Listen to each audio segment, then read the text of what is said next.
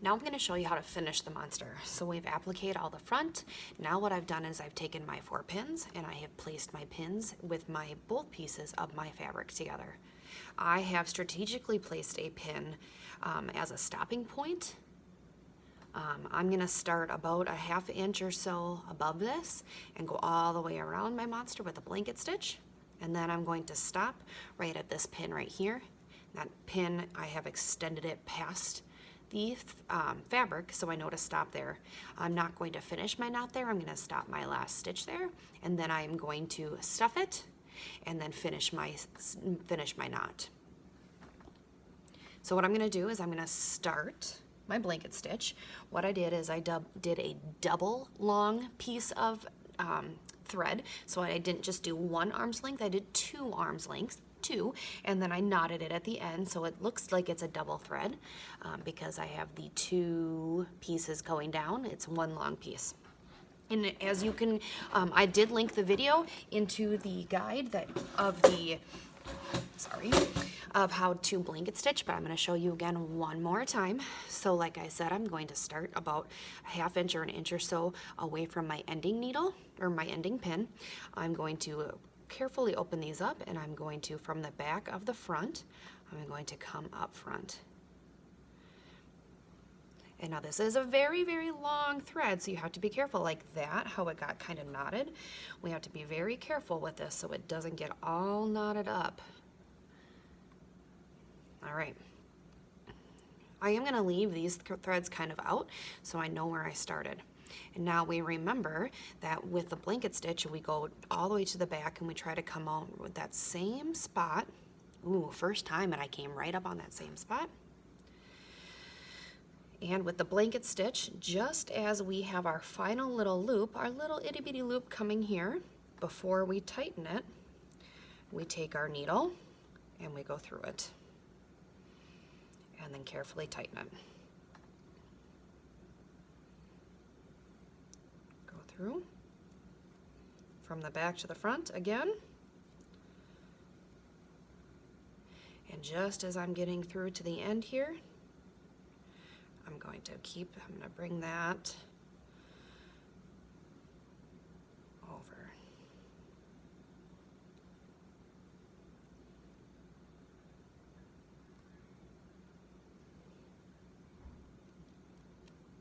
All right, I'm going to keep going around. I'm going to put it on fast pace as I keep going around.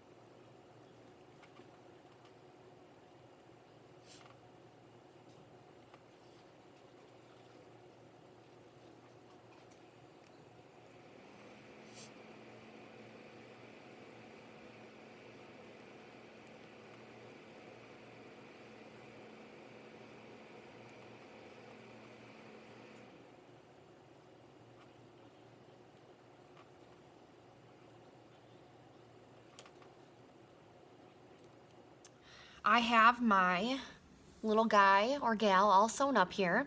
I ended right where I had my last needle or my pin, and I still have it connected here to my needle. So I did not cut it and knot it off yet, because I'm going to continue to stitch this. So what I'm going to do next is I'm going to take my stuffing, and I'm going to take about a handful or so, and I'm going to carefully open up this opening here and stuff my monster. Gotta make sure all your pins are out.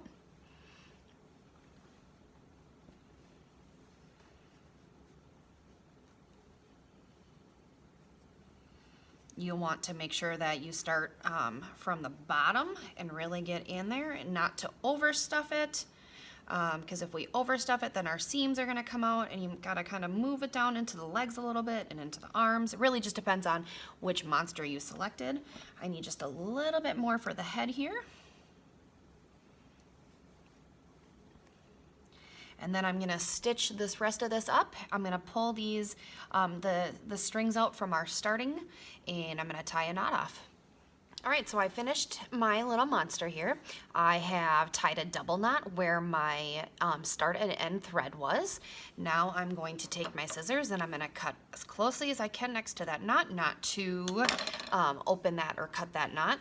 And now I have my finished felt monster. What you will do next is you are going to take a up close picture of the front and the back. I need to be able to see all your stitches on the front and the back. And then you will follow the rest of the directions on the Felt Monster project direction sheet. And then you're all done with your first sewing project. Woohoo! You can use this little guy or gal or person or alien, whatever you want to call it, as your pin cushion for your next project. And so a pin cushion, we take our pins and we just set them inside about halfway through.